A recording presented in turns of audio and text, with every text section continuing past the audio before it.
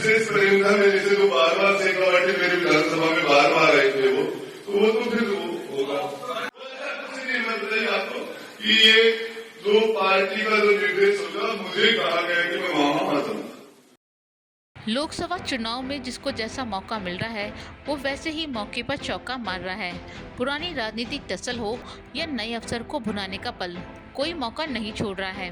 पूर्व कांग्रेस के मंत्री रहे राजेंद्र गोड़ा ने आज एक बड़ा बयान देकर प्रदेश की राजनीति में हलचल मचा दी है। कभी कांग्रेस के साथ रहे फिर विद्रोही हुए राजेंद्र गोड़ा अब आक्रामक रूप से सामने आए हैं। उन्होंने आज जयपुर में प्रेस को संबोधित करते हुए बड़ा बयान दिया। उन्होंने आज शिवसेना हिंदुस्तान का समर्थन इस चुनाव में भाजपा के पक्ष में देने की घोषणा की है। राजेंद्र गोड़ा का भाजपा को समर्थन मिला है। लोकसभा चुनाव के बीच गोड़ा ने भाजपा के साथ हाथ मिलाया है। ऐसे में भाजपा और राजेंद्र गोड़ा ने संयुक्त प्रेस वार्ता की है।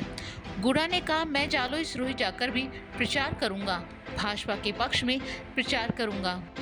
जहाँ भी हमारे मुख्यमंत्री जी भजनलाल जी और हमारे राजस्थान की सरकार, हमारी पार्टी, हमारा जो एलायंस और बीजेपी है, इसमें जिस जगह काम करना है, जो भी उनके निर्देश होंगे, जो भी सूट करेगा उस हिसाब से हम काम करेंगे। 25 सीटों के अंदर जैसे मुख्यमंत्री जी ने मुझे निर्देश दिया कि आपको जालोर और सिरोही में काम करना है, और हमारे मुख्यमंत्री जी ने उनकी विशेष गहलोत साहब ने मेरे ऊपर विशेष करता थी, तो वो मैंने वो बार बार विजिट करके जिस तरीके से उदयपुर वाटी को उन्होंने गोल किया, जो किया, तो वो भी उनका जो ऋण है वो चुकाने के लिए मुझे जालोर सिरोही भी करना पड़ेगा। एक धजिया के अलावा चाहे नागौर हो, चाहे किसी भी जगह जहाँ भी हमारी पार्टी, हमारे यहाँ का जो संगठन जो भी मुझे निर्देश देगा, हमने 3 चुनाव आने जाने लड़े और इसके अंदर हमने और यात्रा करी। हम तो लोगों से बहुत मिलते रहते हैं, और ये तो रूटीन की बात है, यात्रा कोई ना हमारा चलता रहता है। लायल डायरी पर बोलते हुए राजेंद्र गोड़ा ने कहा कि लायल डायरी का रिजल्ट ये है कि अशोक गहलोत सरकार से बाहर बैठे हैं। आचार संहिता के बाद लायल डायरी पर काम होगा और फिर जो होगा उससे सच सबके सामने आ जाएगा। लायल डायरी के खुलने से अभी भी कई लोगों को रातों में नींद नहीं आती है। लायल डायरी के बारे में देश के प्रधानमंत्री नरेंद्र मोदी ने जिक्र किया है और प्रधानमंत्री मोदी कहते हैं कि भ्रष्टाचार ना रहेगा और ना फैलेगा। देखिए, सरकार लायल डायरी का तो ये रिजल्ट है कि आज अशोक गहलोत साहब पास किए गए हैं, और भी बहुत आचार संहिता से कुछ बात देना काफी कुछ होगा। 100% जिस चीज को हमारे हिंदुस्तान के प्रधानमंत्री ने जिस बात को कहा है, गृह मंत्री ने कहा है, मैंने कहा है, सारे लोगों ने एक साथ खड़गे साहब ने कहा है, तो इस वजह से आपको जब विधानसभा में वो उसको टेबल करना चाह रहा था, मैं तो टेबल कर ही रहा था हाउस के अंदर, तो फिर उस टाइम में टेबल क्यों नहीं करनी थी? बिल्कुल। देखिए, इसके अंदर अभी चुनाव आचार संहिता है, इसके बाद में पार्लियामेंट चुनाव के बाद में जो लोग हैं जिन्होंने भ्रष्टाचार किया है, जिन्होंने जो किया है, वो मिलकर चुनाव उसे सजा दी। देखिए, आप इतने उतारने क्यों हो रहे हो?